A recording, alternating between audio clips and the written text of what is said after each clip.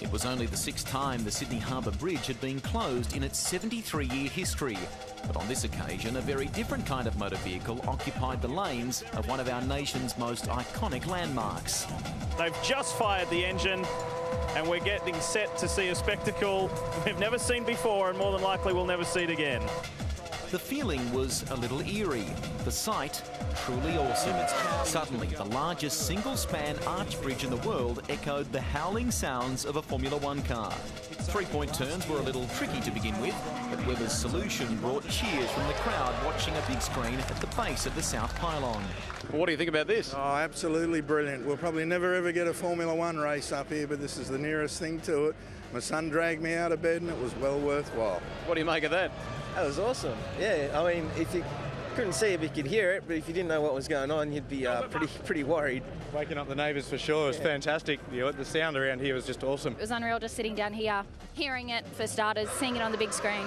Unbelievable. Oh, it's great to see Mark Webber driving for Williams and driving down here, giving us a bit of a show before he goes down to Melbourne, and best of luck for him. You know, hope he comes away with the win. Months of planning between the state government, the Grand Prix Corporation, BMW Williams and the New South Wales Police and Traffic Authorities had come together perfectly. Vision from this historic event was seen all round the world, a coup for organisers of the Australian round and the state government.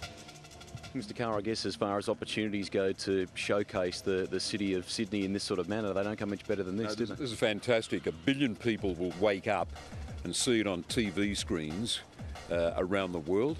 We think it'll make front pages around the world. There is massive interest in motorsports around the planet, and they're going to see motorsports translated to the Sydney Bridge, the Sydney Harbour, near the Opera House. So it's unbelievable promotion for us. Mr. Eggleston told me last night that about 1 billion people will see this in Europe when they wake up in the morning.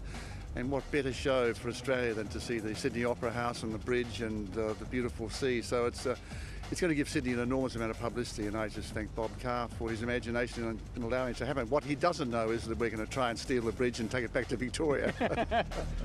For Mark Webber, this was one of those special career highlights. The 28-year-old from Queanbeyan is yet to win a Formula One Grand Prix, but he's been overwhelmed by the growing support from people at home. We'll always remember his first drive in Australia for BMW Williams, and so will he. Mark Webber, how was that?